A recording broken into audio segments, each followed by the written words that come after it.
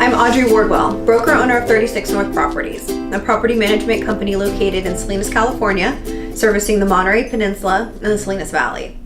Today we're going to look at what to look for when hiring a property manager. The first thing you want to look at is experience. You want to see how long the company's been in business, and if the broker is a current active participant in the company.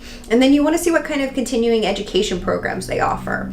Right now, property management is really one of the most highly regulated industries. So staying on top of the changing laws, fair housing, and market trends is an absolute must to protecting an owner's property.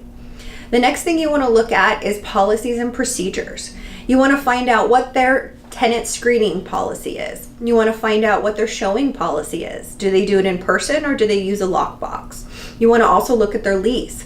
You want to see if it's a pro-landlord lease, if they're following all the state regulations when they prepare their leases. You also want to find out if they take photos prior to tenants moving in and then again when tenants move out. It seems like a very basic element, but it's one that, if done properly, can really be very hard to dispute, whether it be when the tenant moves out or if you happen to go to small claims court. So that's a very key element. The next thing that you want to look at is communication. You want to find out how quickly they get back to you. Do they email? Do they text message? Do they have a property management software system? Do you have access to that system? When are owner statements posted? If owner statements are posted to the property management software, do you have access to those 24/7? You also want to see how they let you know when tenants move out or when they move in.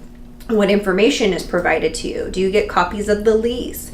These are all key things to you managing your property well and making sure that everything is taken care of on the property management side.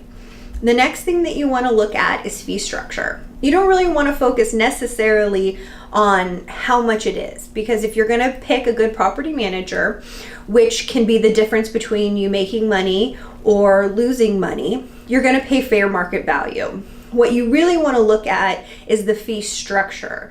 Do they have a flat percentage based on the rent, or do they have a lot of ancillary charges, which can add up over time? And then lastly, you want to look at reviews and references. Go to their Yelp page, go to Facebook, get a copy of the references that they have and call them. That's the best way to get feedback on other people's experiences.